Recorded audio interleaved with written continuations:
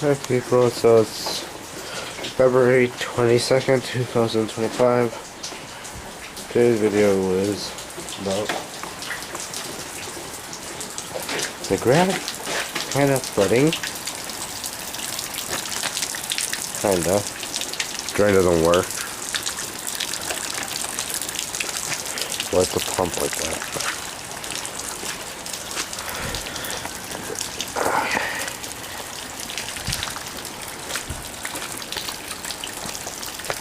Other oil.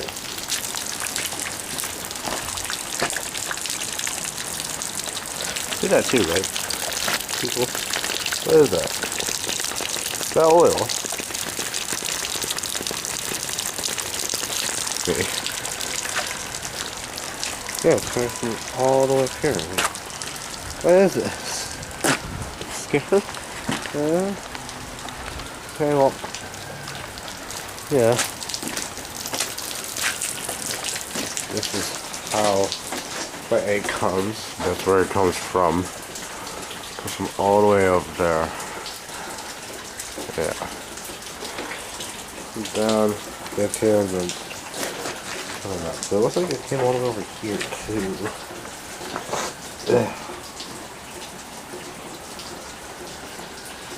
So, yeah. Another just surrounded by turtle? Don't know.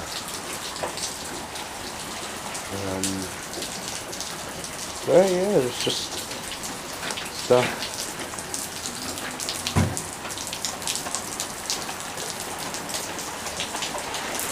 Rain is picked up, but it also goes down. So I have to come in on the garage because Marcane and his wife Marina are out. Might be able to play with his friends. But yeah.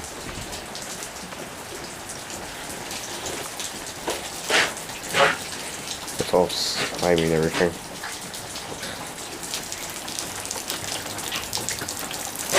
But yeah.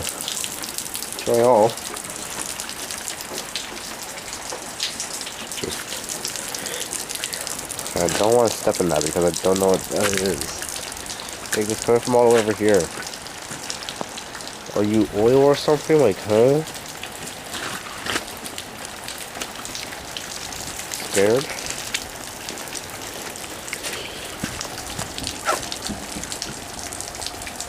No? Hello?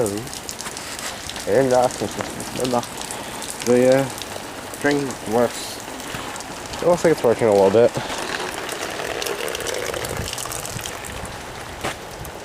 Yeah. Not telling you people. Oh yeah. Then my camera was throwing some more stuff in the bin. You can see it.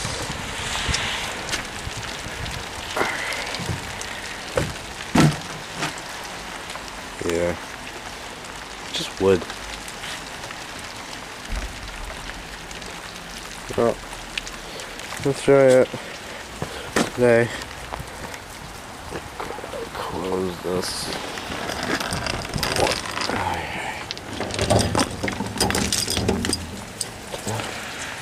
There we go. More people to walk.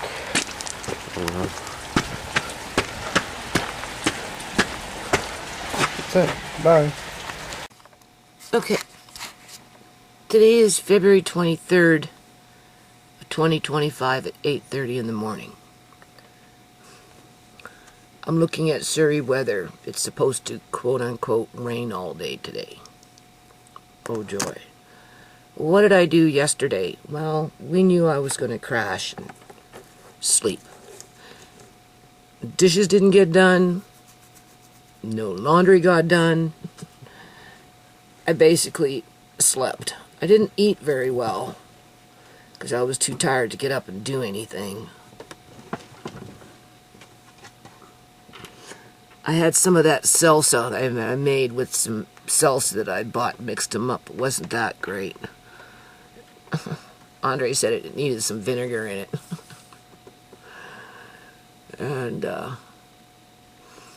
with some multi-grain, you know, scoopable chips.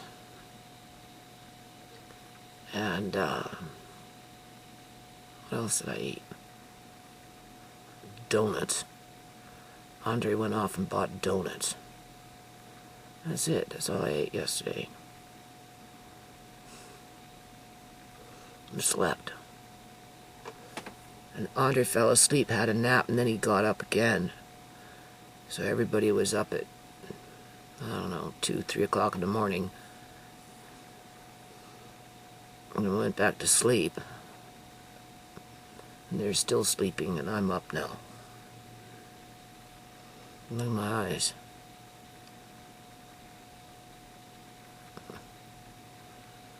I'm feeling weird. Getting more blurry.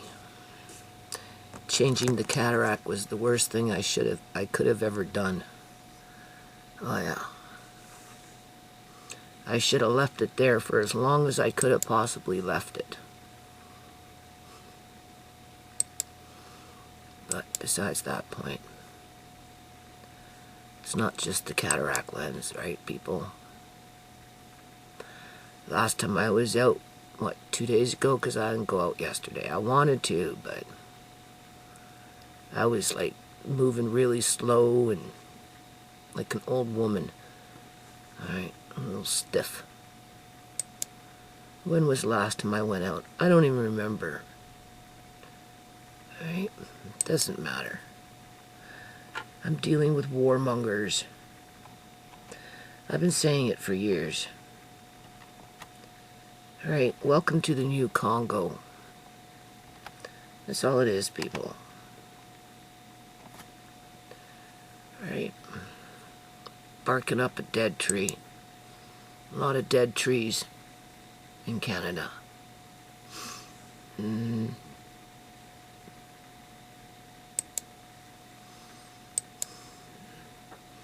was the last time I was outside? I don't even remember. The 21st. So I took one day off. Yesterday. And basically what I'm trying to do right now is wake up. Even though I've been up 45 minutes. And I guess get outside by, well, I don't think I'm going to get out there at 10 because yesterday it was raining. And they had a temperature at a certain amount there, and it was like freezing cold when I opened the door, and I just, I don't know. I told my son, I'm just not feeling that great. I can't come out today. Because he was out there for a minute. All paranoid about him going out there today and throwing out my shit that I didn't get a chance to rescue yet. Because I was too busy doing spring cleanup.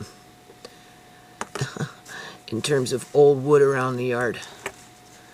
You know, which, honestly, people, as I'm thinking about it, you wait and see. I'm going to be doing videos where raccoons are shitting. No. They'll be shitting around the yard because it's been opened up and it's easy for them to do it. You make it easy for them, oh yeah, it's just... Because you have to remember, too, you know, as they're busting up and tearing down this and demolishing that, and, you know, they're making it smaller and smaller and smaller habitat for these animals to live, right? And they're territorial, that's the thing. So the ones that are using your yard as a latrine, I suppose, that's their territory, right? You know, they don't go away. They keep coming back. If you move it where, you know, like if you put stuff where they were going to the washroom to cover it up to make it uncomfortable, they'll find it. They just go to a different spot in the yard. So, you know, like, it's gross. It's really frustrating. But anything I'm doing should have been done with an annual spring cleanup. And it should have been done years ago. a lot of this shit. You can only throw so much in one garbage can. Okay? You know what I'm saying? Plus, my landlord had 2 years to come and work with me on this in terms of spring cleanup. Whatever.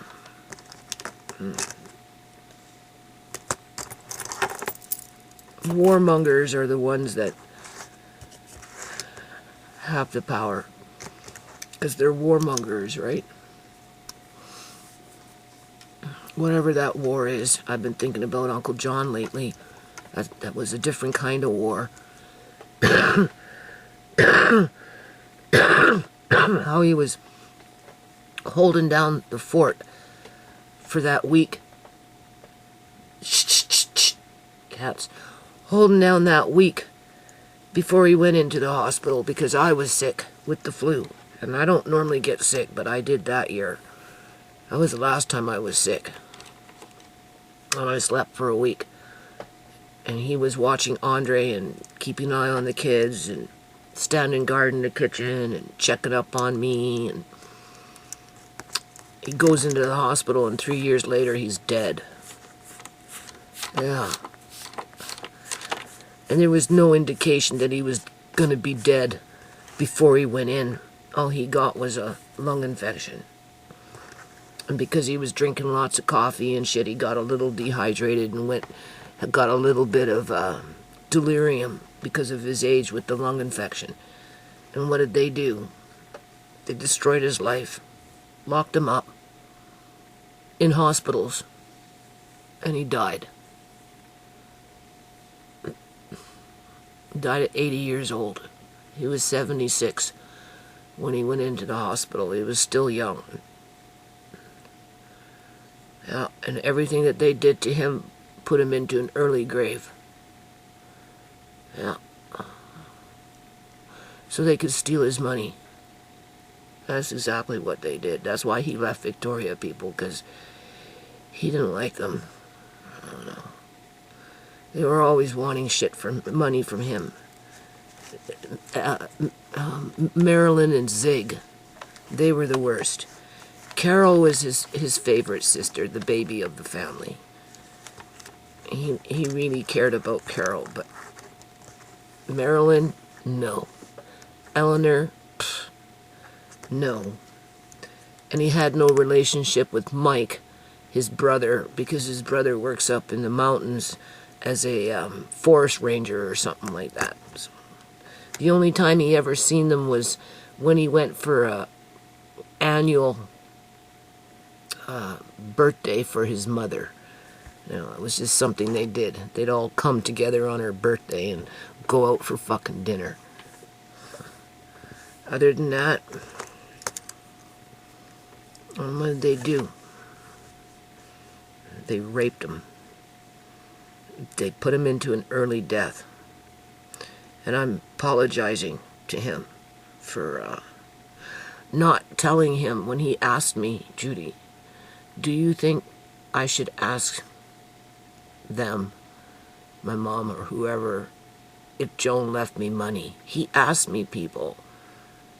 And I said, well, I don't know, John. Well, why do you say that? And he says, well, you know, I don't want them to think that that's the only reason I love Joan was for money. And I said, gee, John, and when he said it like that to me, people, I'm like, well, I don't know, John, I don't know what to say. That's something you have to figure out for yourself. But you know what? Looking back, I should have said, you know, John, yeah, you really need to find out if Joan left you money. Because I didn't want to feel like him in that way either, you know. I didn't want, oh yeah, you know, we know Joan had life insurance policy, John. It's pretty much a given that she left it to you. You really need to go and make sure that, you know, your family is not hiding it from you. You better go figure that one out. Ask whoever. You know what I mean? Like, what would that have made me look like, people, if I would have said that to him? I mean, I'm looking here like as if he's sitting right there, because that's where he sat too, right? Like Shemay. when Shmay said, Mom, if anything happens to me, Julian has something to do with it. And I'm like, holy shit, Shmay, don't talk like that. Well, John was the same way. Like, you know, what should I do? Should I phone up my mom or my sister or whatever and see if Joan left me money? And I'm like, well, why are you saying that? Like, he goes, well, because I just don't know if I want to do that, because I don't want them to think that that's why I wanted Joan.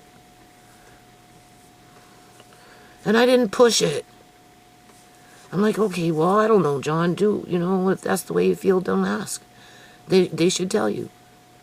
I just took it for face value that they'd be honest people and they would tell him. Because I didn't want to make John think that that's all I wanted was money. And look what they did. They withheld it from him. And they fucking killed him over it, people. And half my family's dead because of that. Because of them. Which is another kind of war. For money. Because he was fine. If he would have came home, people, he'd probably still be alive today. Yeah. He'd be old, but he'd be alive. He would have lived longer than 80 years old, that's for sure. He wouldn't have ended up back in a fucking hospital and wasted away.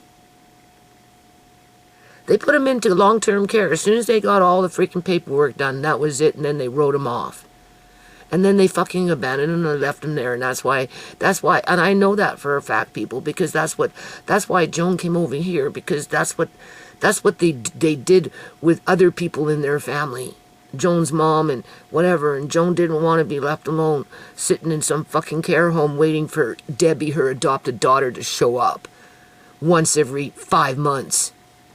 Forget Eleanor. Eleanor would never have went. Marilyn and Zig would never have went. Carol, I don't know, probably not.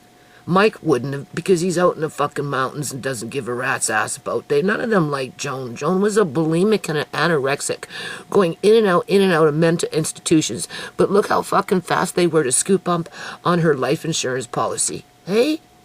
With her superannuation life insurance policy. And she probably had more than one, people, in terms of she had her government superannuation life insurance policy, and she probably had other life insurance policies, because that was her way to secure love within the family. Well, the only reason the family fucking loved her was because they could steal the money from John. Because I didn't tell John to make sure that he didn't inherit anything. Because I actually respected John's feelings. And he didn't want to, what is that called? Appear like that's all he wanted was money. So he stayed quiet on it because he trusted his family would have done the right thing. And they didn't. They stabbed him more than once in the back, and they basically fucking put him into an early grave as they denied him the family that he helped to raise, us. Yeah. And I'm apologizing. I'm sorry, John. I should have told you, yeah, you need to go figure it out. You need to find out whether Joan left you something. You need to ask for the will. Because he wanted to ask for the will. And I said, I don't know, John. I can't make that decision for you. I just can't. But I should have encouraged him to, well, that would have been making a decision for him. And I didn't want to feel like him. I didn't want them. Well, how come you're bugging us for Joan's will? I don't know. Judy said so. Oh, so Judy wants the money. Ah, no, I don't, no. That's not why I had Joan over here, people. I had Joan over here, one, to keep Uncle John happy, and two, I guess you could say, to help Joan in her last days. Because I'm actually a nice person. But it was for Uncle John. So he didn't have to worry about Joan being all by herself in Victoria, being ignored by his family by not going to visit her, because he already knew what they were like. So yeah, I've been thinking about Uncle John, feeling sorry for him, feeling not for me, but for him. Oh yeah, because I know he suffered. I really know he suffered a lot.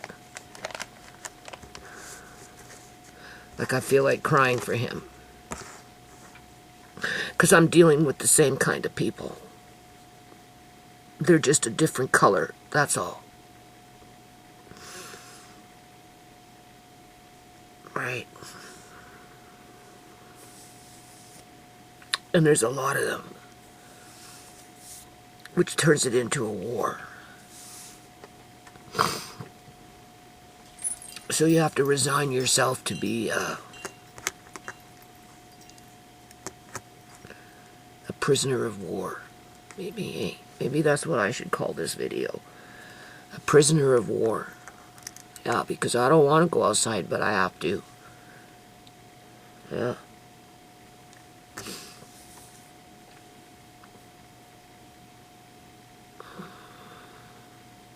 So I'm sure once I get out there, I'll be fine. I didn't get an eye infection from all that crud splashing into my eyes, but my eyes have gotten worse. You know, shit instigates it, right? So you can't blame the yard, because my eyes were getting worse anyway, right? But if they get worse, well, you can't prove it, right? Who cares if you splashing filthy mud into your eyes as you're picking up everything sopping wet, covered in mud? Yeah, well, welcome to my yard. Still muddy. It's always been muddy, even when I tried to cover up the mud. Landfill is terrible. Oh yeah. Can't do much with landfill. It always creeps itself back up. Yeah.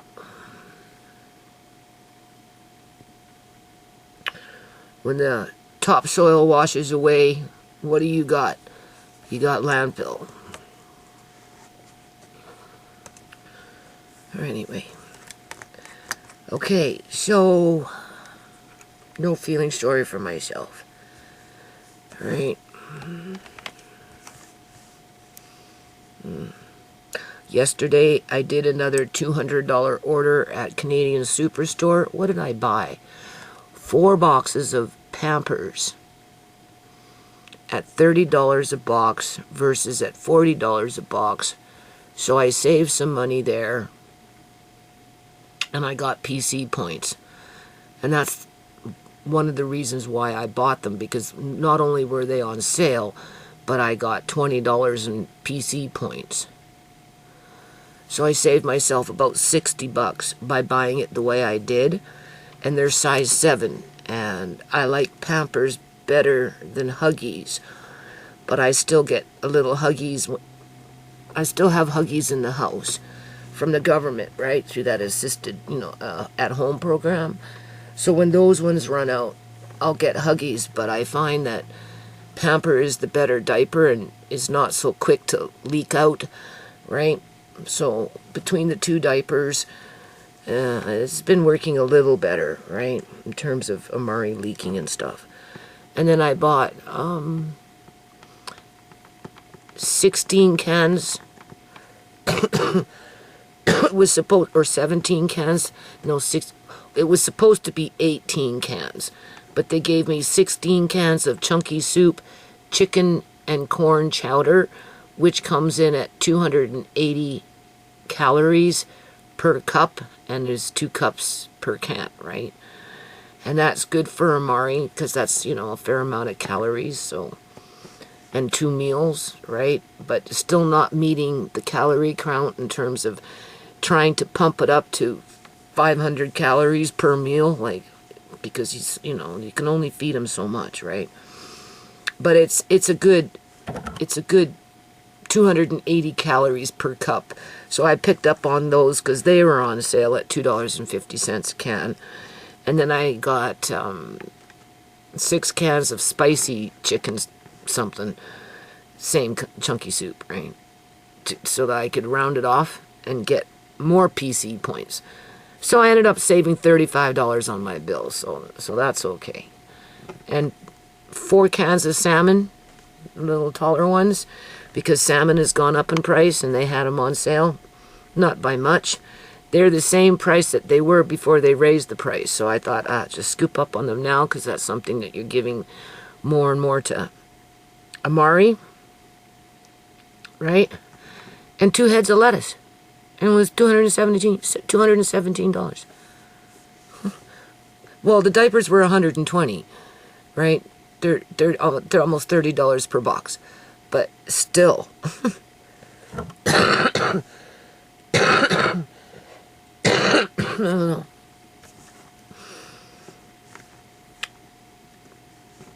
But I'm good for now. Because it's easy for Andre to do the chunky soup for Amari. If I want him to do that for me. I just have to figure out what else I can put with it so that it builds up the calories a bit more. All right?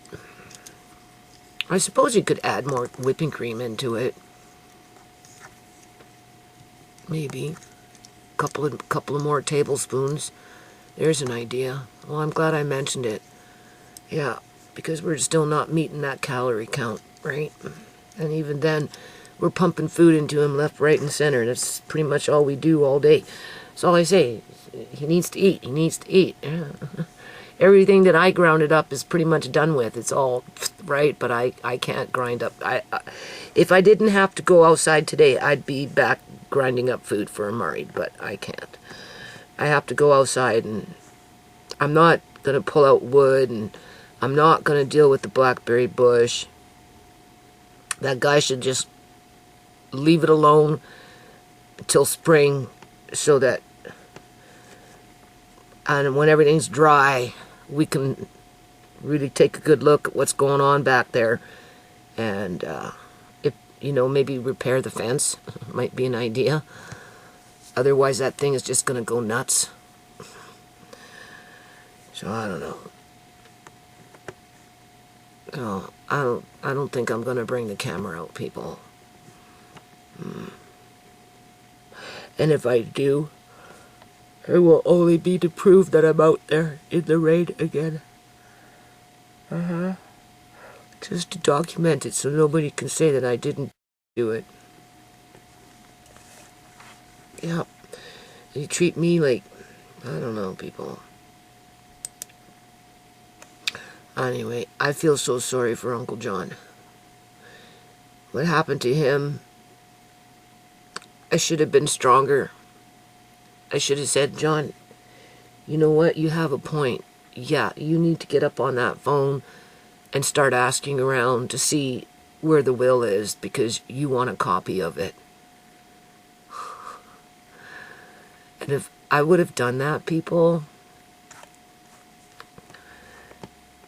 let's see, he was 76 when they took him in 2015. 76. 15, so 16, 17, 18, 19, 20, 21, 22, 23, 24. We'll go to 24, so 76 plus 9 years. 6. What am I doing here? I don't know. I can't think math. How old would he have been if he was basically alive right now? So 2025. Well, I'm going to put it 2024 because his birthday is in August, so we're not even going to count that yet, right? So minus, and then they took him in February, so yeah, it works out in 2015, right? How old would he be? So 9, okay, 9 plus,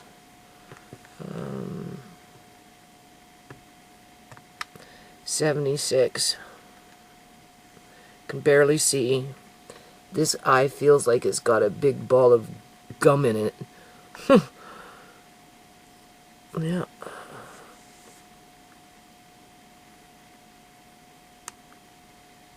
He'd be 85 years old.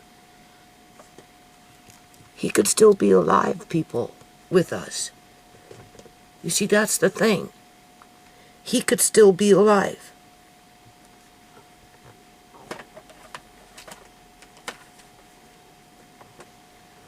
They killed him. so they could steal his money and get rid of him.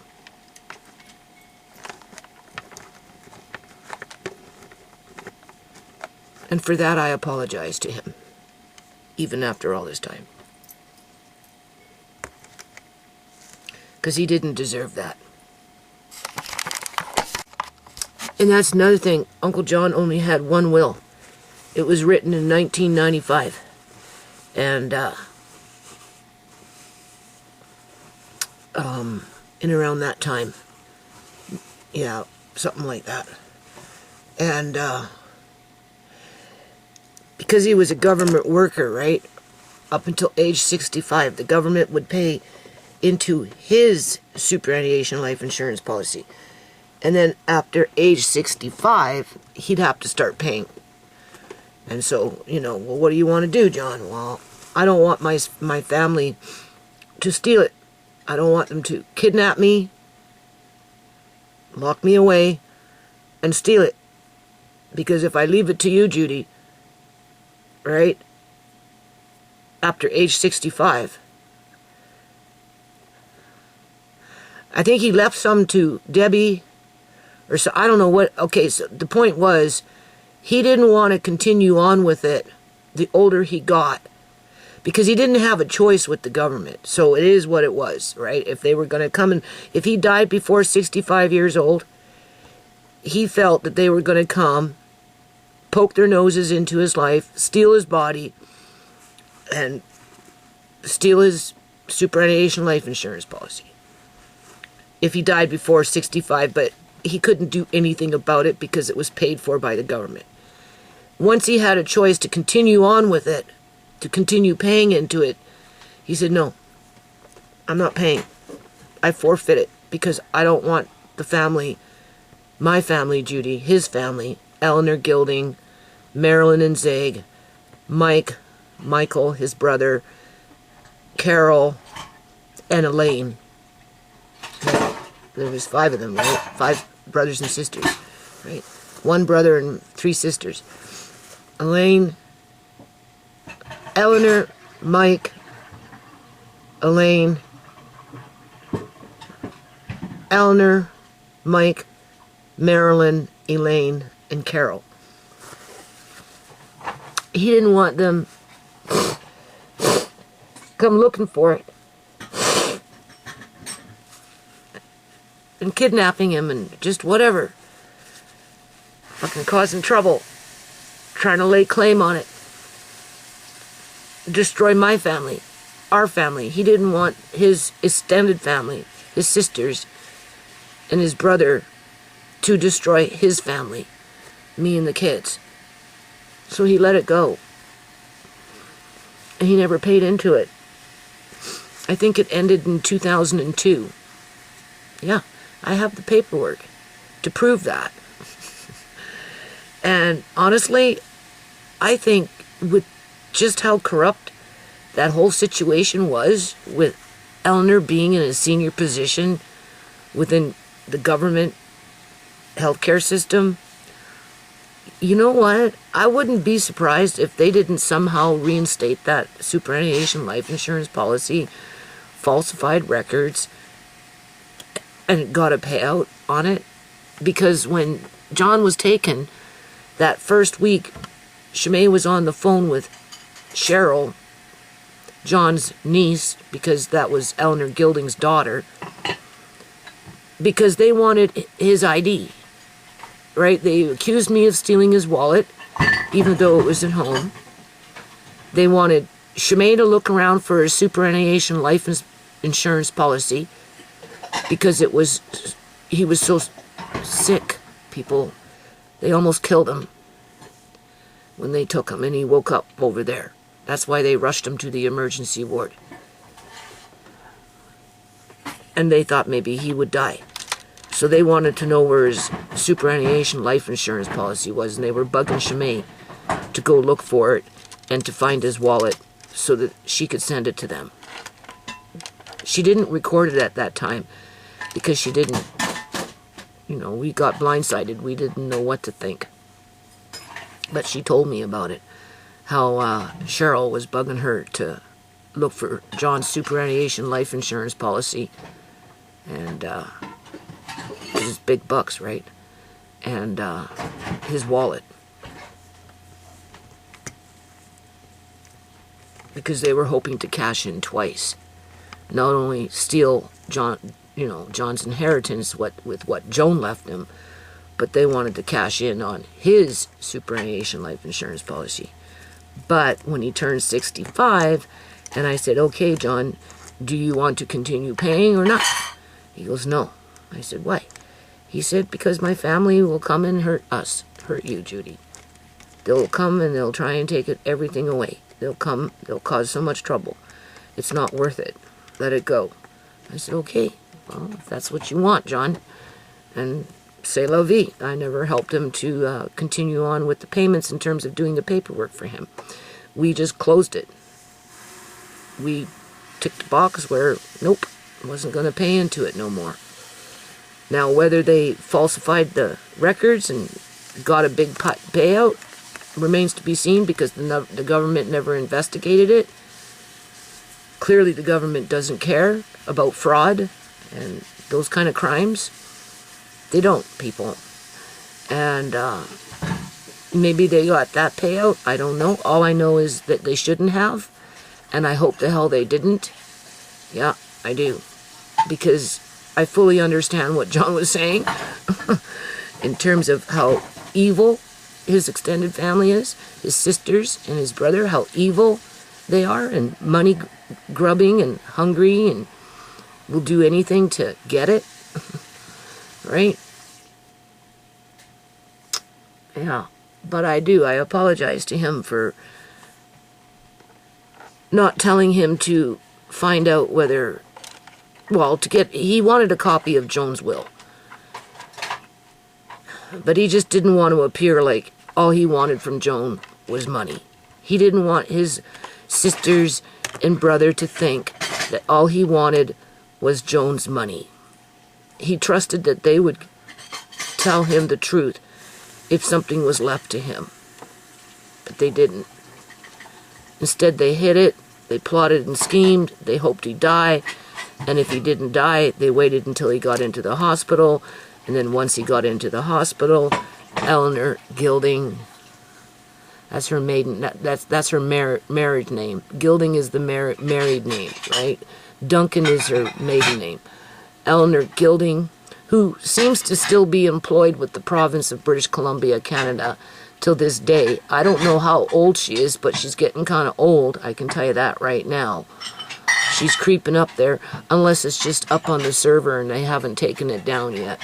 If you Google her name, you'll see, right, what she was in charge of on a provincial level within the immunization program of this province. Yeah, she came in and she wielded her union seniority, flashing a life insurance policy that he inherited, right? Started making accusations against me, even though he had lived with us for 23 years, right? Was healthy, except for when he got that lung infection, and he had his prostate problems there for a little bit, and yeah, and because the bank wanted the money to put into, a savings account, right? I mean, doesn't that generate dividends and, right, brings money into the bank, right? They went the easy route. Yeah. But that's okay, because I got all the paperwork here still in terms of court with Fraser Health Authority and CIBC Bank. So I'm going to box up a couple of those file folders. I don't expect anything from CIBC Bank, but I will send it to Toronto, to one of their main branches. Maybe I should phone and find out if they have an investigative department for fraud within their corporation. They might. And maybe that's where I should send it, because the bank that did that really does need to be investigated, and those people that facilitated the medical kidnapping of Uncle John, so Eleanor Gilding and her sisters and brother could steal his money and lock him away like a dirty secret, where he only lasted 3 years in terms of living after the fact. I mean, clearly there was no quality of life there for him because he didn't last very long, whereas if he was with us, he's probably at 85 years old still be alive, people. Yeah. And I feel so sorry for him. If my landlord at 84-year-old can be running around acting like a fucking tyrant, warmongering on innocent women and children at 84, well, why can't Uncle John be alive? A humble man. Being honest and decent. If you notice, he was an honest and decent, humble man, and he's dead. But the ones running around causing fucking havoc and chaos and drama and harm and injury, they're thriving. How does that work? Really, how does that work?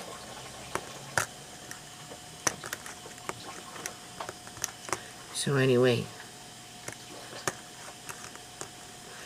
you can't cry over spilt milk. Maybe I was just meant to tell that story too, as a warning for other elderly people, like my friend. She's 76 years old. I don't know if she has an insurance policy.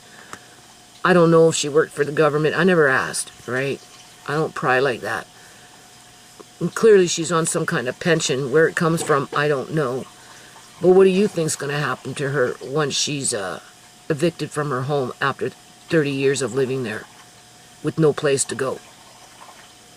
If she's, she's a perfect candidate to be medically kidnapped and stuffed into an old folks' home and milked dry of every penny that she has. Yeah. But she knows she can call me if she ever ends up in that situation. I'd be banging on the door.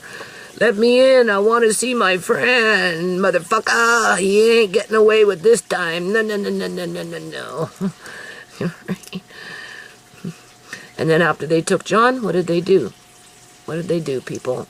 They put a hit on Shimei, voiced a skull with Julian, made him feel like he was a big drug pin going around hot capping people, getting rewards from the cops so that he continued being a fucking petty drug dealer and maybe become successful one day with that feat. You know what I'm saying? Exactly. They stoked his ego.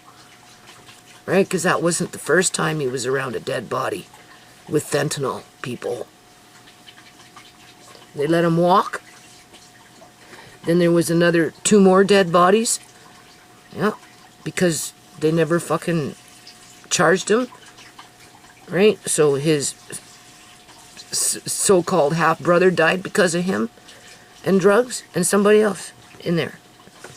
And then finally they took him out. Somebody took him out. And he was shot down in front of a gas station. But that's no justice for Shimei, because I do believe that whatever the fuck Eleanor Gilding did with her family put the hit on my daughter, Shimei, and of course Sierra, right? Because she was an easy target. Well, the Punjabis, they just capitalize off the body parts. That's why my landlords, for all their money, couldn't even help me get a lawyer to fight for Uncle John. Never mind for Shimei or anybody else, because they're on the sidelines, cashing in where they can cash in. Obviously, with Shimei, it was body parts. Right, because they're buying them as they're coming in, that's why. And then probably reselling them and making a profit. Yep. Pastor Granny has a stroke, she dies. My landlord has a stroke, oh, I don't know, she didn't die. She walking around, like I said, warmongering, right? Being a tyrant against innocent women and children, right? While her family is patting her on the back saying, you go. Stick it to that bitch. Make sure that she loses everything. Yeah, because there's a couple of other ones in there that we can harvest somewhere along the line, right? We don't want them to be successful. We don't want them to be healthy. We don't want them to feel safe. We don't want them to progress in life. Fuck no. That takes away from us. Yeah. Anyway. Andre's doing dishes now. I asked him to do the dishes before I go outside so I don't have to come in and look at dirty dishes. Make me a coffee so hopefully I can wake up. Right? try and stop my, oh, woe is John. I feel so sorry, John. I'm so sorry. I should have been strong. I should have told you to go look for that will. I should have told you to demand that will. Because it was your right. Instead of saying, well, I don't know, John, what do you want to do? Well, I don't want them to think that all I want was money from Joan. Okay, so what are you saying? Well, I don't think I'm going to ask. I'm going to wait for them to tell me, because if she did, they should tell me. He said, yeah, you're right. And we dropped it, and we just didn't think about it and talk about it, because I didn't want John to think that that's all I wanted. If that made any sense, right? That's what I mean. The ones that chase the money, that will do anything for money, will hurt whoever they can hurt for money, are ruthless about things for money, they're the only ones who seem to do well. Well, everybody else ends up with an early death as they're being abused before they die, basically. All right, so let's take it to the, it looks very blurry. There. Let's take it to the day of his funeral, where everybody's running around acting like they love John, even though each and one of them were an instrument to put him into an early grave, lock him up in an old folks' home like a dirty secret, and basically lived up to his nightmare where he was left alone for the most part to wallow in misery as he was missing us, assuming that he could remember us by this point, because you have to remember, people, they were giving him, I'm pretty sure they were giving him shock therapy to remove memories from his brain so that he wouldn't keep asking to see the kids and me, right? As they were drilling into him that he wasn't allowed to see us because he wasn't better yet. I have that on recording with Eleanor telling that to him when Shimei and Marcaine actually managed to get to Victoria and had a half an hour meeting with him before she called security to have them removed, right? And John saying, no, I want the kids to stay. Don't do it. And she's saying, no, you're not allowed to talk to them. Remember, you're not well enough yet. Have that on recording. Does the court acknowledge that? No, they don't, because they're bought off. They must be getting bribes. These lawyers and judges, somehow they're getting bribes, people. Why would a court protect people like Eleanor Gilding, Elaine, Marilyn and Zig, Michael, Mike, whatever, and the whole clan, the Duncan? Why? What would serve the government's purpose to protect people like that so that they can go around stealing other people's money? Because Eleanor Gilding was seasoned with the process. She clearly felt comfortable doing what she did because she was involved with a similar situation, perhaps with another individual, like my friend, for example. She's living, she's doing fine. She gets evicted from her house because of corrupt housing market, right? With the money being funneled in, the organism, the fentanyl money being funneled into these ghost buildings or whatever.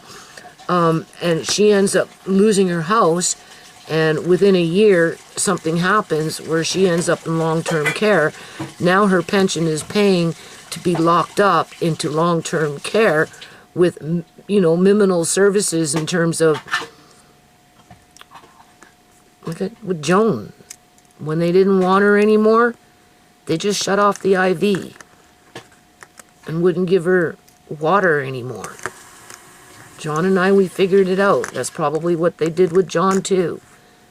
Like, they literally commit murder in these facilities. They do, people, when they don't want them anymore. Because they could maybe become burdensome, or, there's just one less pension that they have to pay. In terms of a government, right? Cutting back wherever they can cut back with their spending. And, there was something I was going to say. What was it that I wanted to say? Okay, so they're at the funeral. Now, he had one will from 1995 because that's all he ever needed. He was a humble man. He already forfeited on his life insurance policy, so why, what did he have? Just a few belongings in the house and a family who loved him, right? And looked after him, right? That's what he had. So once he was dead, that was it. Uncle John, Grandpa John, whatever you want to call him, we love you, thank you for being there for us. And we weren't looking for the superannuation life insurance policy. We weren't looking for anything. We just accepted the fact that he had died and he was in our life and that we loved him. Okay, but not with those people. Fuck no. They put on their little show. Oh, boo-hoo-hoo, my brother, not acknowledging that they were the ones that were the instrument to his early death as they tortured him while they basically killed him. And then as soon as the funeral was over, the next day they're on the phone. Well, okay, when are we going to, read the new will? Because they would have had to written a new will for him, right? In terms of an estate, eh? And just based on what he told me, the way they were, except for Carol. Carol was never one to ask for money. That was his favorite sister. She was the baby of the family. And she never expected much from John, right? So he really was fond of Carol. But the rest of them, fuck. And I'm sure Carol was in there like a dirty shirt too. Why wouldn't she be? The point is, as soon as he died, everybody got their share of whatever he inherited. From Joan, I'm sure they were disappointed when they found out that he didn't have a superannuation life insurance policy, unless, of course, Eleanor Gilding walked into the fucking federal office or made a few phone calls, pulled a few strings, and had them revamp those files and falsify the files to reactivate them so that a life insurance policy through superannuation government payment was paid out to them because they're crooks, right? You know what I'm saying? Then it would just mean more money for Eleanor, Mike, Elaine, freaking Marilyn, and Carol, and Debbie, the adopted daughter, who treated John like shit, basically. But she could call the daughter card, right? So between those 6 people, after John died from that funeral, they all came together. Well, what do I get? How much do I get out of the big pot that we conspired to collect through fraud and destroy our brother's life for? How much? 10,000, 50,000, 100,000, 200,000, maybe 300,000? Well, that's not fair that they got 300,000 and I only got 100,000. How did they settle the score between themselves? Did they divide it up equal between all of them? Thank you. Did they divide it up equal between all of them in terms of, like, if you rob a bank and there's 4 bank robbers and they split it up 4 fucking ways? Is that what they did? They just split it up equally between themselves, whatever they could capitalize on, right? You know what I mean? Whether Eleanor went as far as to falsify John's superannuation life insurance policy through more fraud, because the woman commits fraud, people. You see, that's the thing. She's good at her fucking game because she walks around with a badge of seniority as a government employee, as if somehow she's immune to being held to account, okay? So what, did they split it up 6 fucking ways and call it a day? Do you honestly think 9 years later, like me, they're apologizing to John for fucking killing him and putting him into an early grave, taking him away from a family that he loved, right? Giving him fucking shock therapy, keeping him doped up and locked and under key within the healthcare system, not only in fucking Surrey Memorial Hospital, but then they transferred him to the old Yale Center so that they could buy more time to transfer his mail illegally through fraud so that Eleanor could get his banking information. And once she got that, which was in February. It was February 20th or whatever it was. When they cut me, when they closed the account. Like, they didn't close it, they just made it where I had limited access to it. I don't know. The point is, I mean, I do know it's all written down, but it's been so long. The point is, are they crying for John after all these years, after 9 years, showing remorse that they did what they did to him? To get his money? To get control of his money? To rewrite a will that they had no right to rewrite? so they can plot and scheme who gets what and when they get it? And why the fuck would they want to wait when they can fucking get them off early, like knock them off within 3 years? Why wait 9 years to get the money when if you get rid of them within 3 years from the time they started their shit, they can just blank their mind and never look back and never feel any kind of remorse for the harm that they caused to him and the rest of us that actually truly loved him. Same thing with my landlord. She's 85 years old, wants $5,500 a month, doesn't care if she has to stuff 17 people in this fucking house to get it, right? At worst case scenario. You know what I'm saying? Or at least 10. 5 up, 5 down. Easy peasy. To get what she wants, $5,500 a month at 84 fucking years old. With her family sitting around the table in their heads thinking, well, what's my share? When mom dies, or grandma dies, or auntie dies. Right? Like, I just see John laying in his coffin with everybody running around, putting on a fake face, how much they loved him, ignoring what they did to him so that they could quickly bury him, get rid of him, and then go discuss how much money they were going to get between themselves as a group. And did they cut it up evenly, Stevenly throughout the whole 6 people? Or did Eleanor Gilding, because she was the leader of the pack, get more money and said to her brother, I'm not giving you 100,000, I'm only giving you 50,000. Why? I'm the brother. I should get, how much did you get, Eleanor? Well, it doesn't matter what I got. Yeah, well, it does, Eleanor. Are my landlord's fucking family gonna be like that over her grave when she dies? In terms of, you know, do her 2 sons get equal amount of money between themselves? I don't know exactly how many kids my landlord has. I've only really kind of remembered mention of 2 sons, maybe 3. Does each son get equal dollar amount? Right? She said she wanted to leave something to her granddaughter. Well, I'm assuming that's a house, right? Because she damn well knows that if her granddaughter doesn't have a house, she's going to be treated like me, right? So, before she'd allow her granddaughter to be treated like me, she'd treat me like I'm being treated, and my rest of my family, so that her granddaughter can end up growing up to be like her. Going around fucking hurting people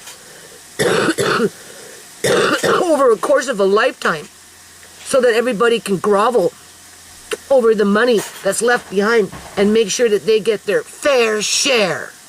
And that's the point. How much did each family member within John's family get for committing a heinous crime against an innocent man that never did anything to hurt them?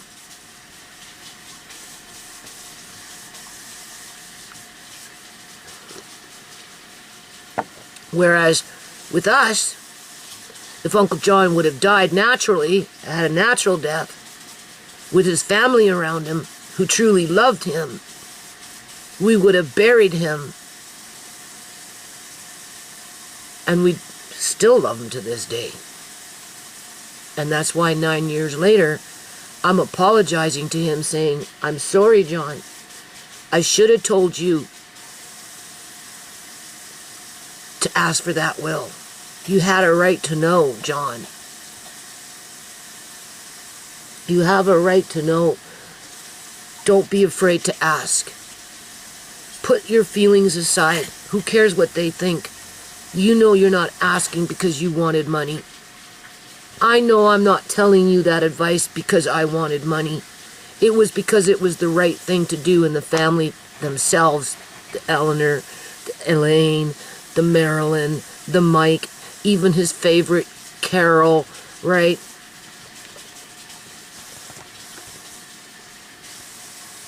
They didn't do the right thing.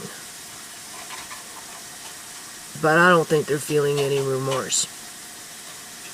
They probably went off and out of their way to hurt somebody else in a similar kind of manner, especially Eleanor, because she works in the system.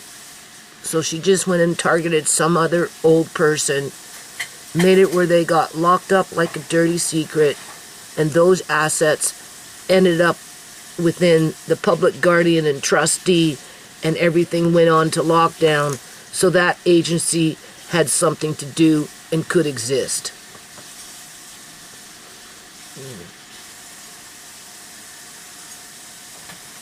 Right? Because she's been a nurse within the system for years and years and years and years and years and years.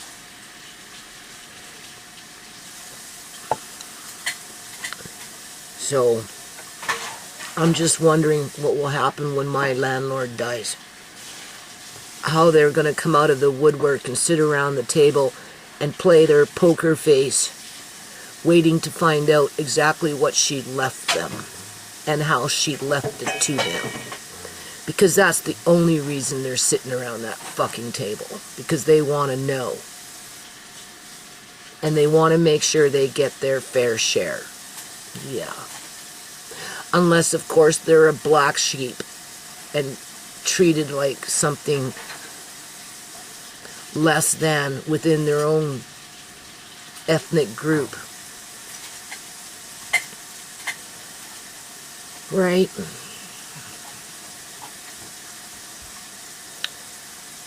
So, I don't know. I guess that's just the way the world goes. I don't know what to think about that. All I know is it's a sickness, and it's really, really sad. And I woke up, I've been thinking about Uncle John for the last week. And I woke up this morning apologizing to him for not giving him the right advice. Because if I would have gave him the right advice, he'd probably still be here with us people, and I do believe that from the bottom of my heart. 85 is not that old. He wasn't sick. He held down the fort when I was sleeping on it, because you can see the fucking crud that I'm working in right now. Do I look like I'm ready to puke and, you know, those flus where you sleep for a week and all that crap? This is what this fucking city of Surrey is exposing me and my son and everybody, you know, like us too, right? Coming into the house with this shitty shit on me, and it's splashing in my eyes, splashing in my mouth. You know, I'm going like this with fucking, you know, because, right, or trying to, and it's just all full of fucking mud. And so far I haven't gotten sick yet. I probably won't get sick. Lucky you. Yeah, well, I have a pretty strong immune system, but on the day that, last time I was sick, that's when they took John, because I slept for a whole week. He stood in the kitchen. He kept checking up on me. That's how sick I was. And looked after Andre. Yeah, 76-year-old man, right? Looked after Andre. Kept the kids in check, like Shmay, Tisha, Markane, right? You know, they were going in and out, whatever. But he was the one who was basically looking after Andre, feeding him and that kind of stuff. Keeping an eye on me, making sure I wasn't dying on the couch, getting dehydrated myself because I slept. I woke up after a week. I said, gee, John. I said, okay. I said, gee, John, this is really bad. You know, how you feeling? He goes, oh, I'm fine. Because he was the last one to get it. And I said, oh, okay. But then the next day he kind of started to get sick, and I said, okay, John, I'm going to go get my car on the road, because my car was off the road, right? I had no insurance. So I walked shaking to go get car insurance. So I had a car to take him to a doctor or whatever if I needed to, right? Because it was a bad fucking flu, man. I slept for a week, people. But within the next day after getting the car insurance, I don't know. He just got a little loopy, and I got scared for him because I didn't want him to die on me. I didn't want to nurse him back to health for a week, not knowing what I was dealing with, because he was getting a little, it's called delirium, because he got dehydrated because he drank a lot of coffee in that week while he was holding down the fort, right? And then he got the cold last, the flu last. He was the last one to get it.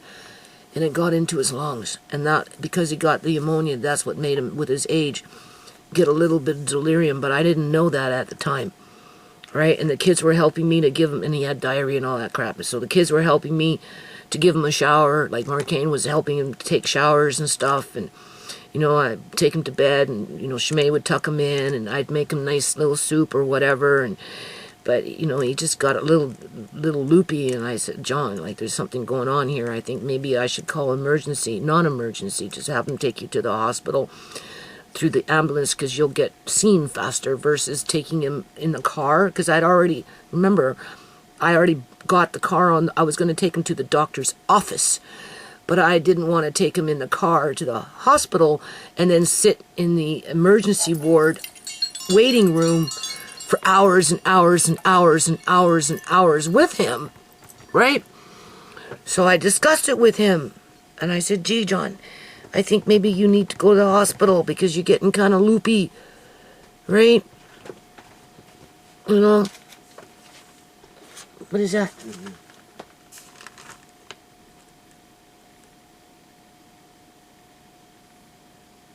Yes or no? Why would you want to go back there? On the PC? Oh, is that the PC? I thought I'm reading Nestor's. No. Go ahead. Okay. You did the dishes for now. Yeah. Amari's going to need his medicine soon. Hey, I'm proud of you, Andre. You're starting to write. Good boy. That's what I want to see. Get into the habit of it. It will help. Are good. Just practice, okay? Can't see very well right now. Everything's all blurry for me. So I can go on? Yeah. So, even though I had gotten the car insurance like a day or two before this all happened, because it just popped out of nowhere, but I wasn't surprised, though, because everybody had gotten the flu, because they had a killer flu out in the community in 2015. 40 homeless people died from it, and a whole bunch of other people were just whatever. I slept for a week, and he agreed. He said, okay, I'll go. I said, yes, please, John, please, because God forbid if you start sleeping and I won't know what to do with it. Do with you, right? I don't want you to die on me. And so we called an ambulance. They came and they took him under a non-emergency protocol.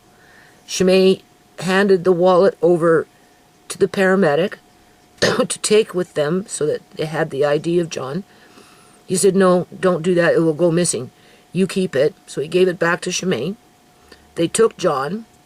I went to the hospital that night. They had him in the hall with a whole bunch of other people in the hall on a gurney, telling him that he couldn't get up, that he had to pee in a bedpan. His disposition was still good, but then they started doping him up with OxyContin, or oxycodone, because I had came home after seeing John. I phoned his mother. I'm pretty sure it was his mother. And I spoke to one of his sisters that was there or something. I don't know. And I just told him, like, I don't know what's wrong with John, but, you need to come over and see him. Because, what have you guys done all these years? Nothing. You had never been there for him. But, he's in the hospital. He's loopy. I don't know what to think. I'm scared. You guys need to fucking step up to the plate. And somebody needs to come see him. Because, right? Well, fuck, little did I know. Yeah, they sure fucking came and seen him. They went straight to the fucking social worker and said, look, we're sitting on a $1 million life insurance policy here from Joan Duncan. John inherited, but we didn't say anything to him because we didn't want Judy to steal it, even though they've been living together for the last 23 fucking years, and he's, whatever, like, in terms of, like, this was his family. They were estranged. They were the estranged family. The only time he ever seen them was once a year if he made it to their mother's annual birthday party.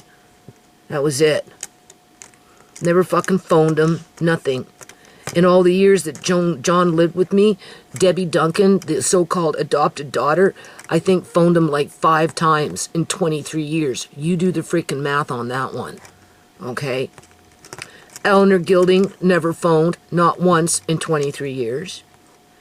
Fucking Marilyn never phoned once in 23 years. Mike never phoned once in 23 years, right? That's while living with me. Okay? Same thing with freaking Elaine, never phoned. I think Carol did. Yeah, Carol phoned, and I think she even came and seen him when he had prostate surgery. And that was in about 2008. But that was the only time she ever phoned and came and seen him. I think she did come once over to the mainland to see him. And I'm pretty sure she phoned. But other than that, none of them. Nothing. That's why I say they were estranged. But yet, they're all sitting around the table after they buried him. I'm not leaving until I know what my share is. And it better be reasonable, because if it's not, I'm going to pop a nut. Yeah. So it must have been split equally by 6 ways in order to not have them fight between themselves, being that they worked together as a team to rob him, to tuck him away like a dirty secret, and to bring him to an early death as they left him alone to wallow in misery. Well, they have absolutely no remorse. And I'm sure they're not thinking about him 9 years later like I'm thinking about him. No. And that's the bed that my landlady has made for herself, in my opinion. For as much as she thinks that all this money is going to buy her fucking internal love within her family unit.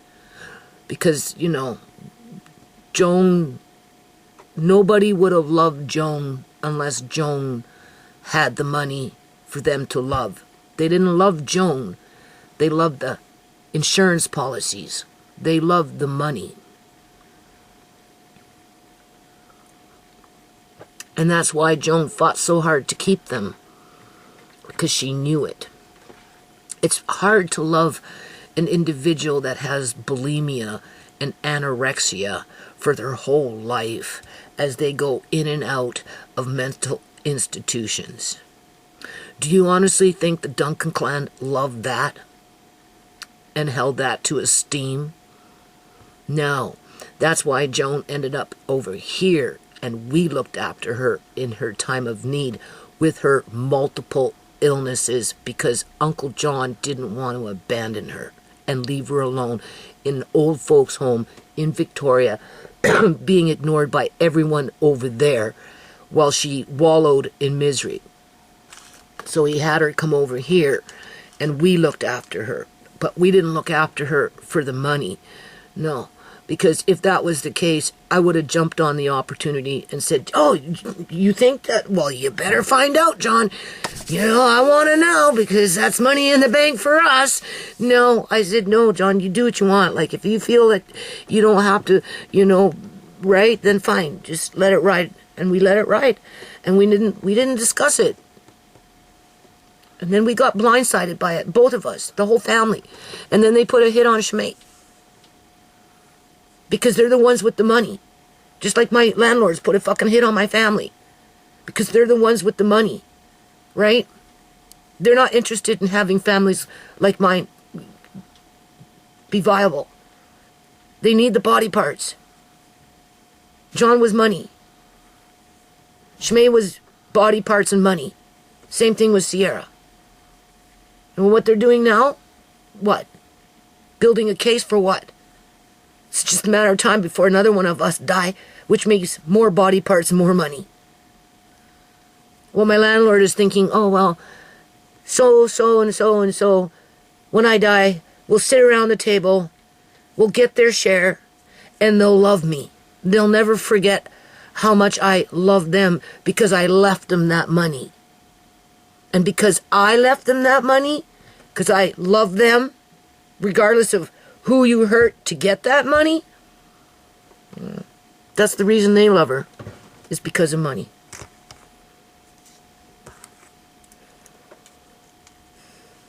Without the money, they wouldn't love her. If John didn't inherit that money, he'd still be here living with us at home. Shmei would be alive. I probably would have, we were talking about moving out of this house to accommodate his needs. We would have moved as a family. Shmei would never have met Julian. I would have gotten away from this negative house. But I didn't. Wasn't in the cards. What was in the cards was for me to tell the story so that other people can be aware. So if you ever suspect that somebody in your family has inherited money and they're not receiving that information in a timely manner because it's not being coughed up, and the person who could potentially inherit that money is too embarrassed to ask to see if maybe they did, because they don't want to appear to be quote-unquote greedy or just looking for money, in terms of, I only love Joan because I only had her come here to Victoria or to Vancouver because I wanted to make sure that she'd leave me money. No, that's not why John had her come here, people. He had her come here because he didn't want his family ignoring her in Victoria, and he knew that if she stayed there in a long-term care facility by herself, she would have been ignored by them. And that's why he pleaded for me to bring her here, so that she had at least us, and she did. Okay. But I gave him the wrong advice. John, if you think that she left you money, as a matter of fact, you're her husband. You have a right to see her will. Why didn't I clue into that? Regardless, you have a right to see her will, whether there was nothing in it or something in it. And they held it. They withheld it from him for 14 months until they finally got him over after committing fraud. So their little fake fucking funeral that they had for him, if the Duncan clan is ever watching my videos still after this time, I know you're not feeling any remorse. 9 years after his death, a death that you guys helped to perpetrate. All I know is you all sat around the fucking table after you put him in the ground, expecting your quote-unquote fair share of whatever it was that you helped to steal from him. So I'm assuming it was cut down the middle, equal, 6 ways. 6, 6, 6, 6, 6. Eleanor Gilding, Marilyn, and Zig. Oh, he couldn't stand Marilyn and Zig, because those two, the couple, the married couple, right, Marilyn and Zig, were always asking him for money. He couldn't wait to get out of fucking Victoria fast enough to get away from them, because they were always wanting money from him. Eleanor, Marilyn, Elaine, Mike, Carol, and Debbie. They cut it down 6 ways. 6 by 6 by 6 by 6. So why are we not surprised?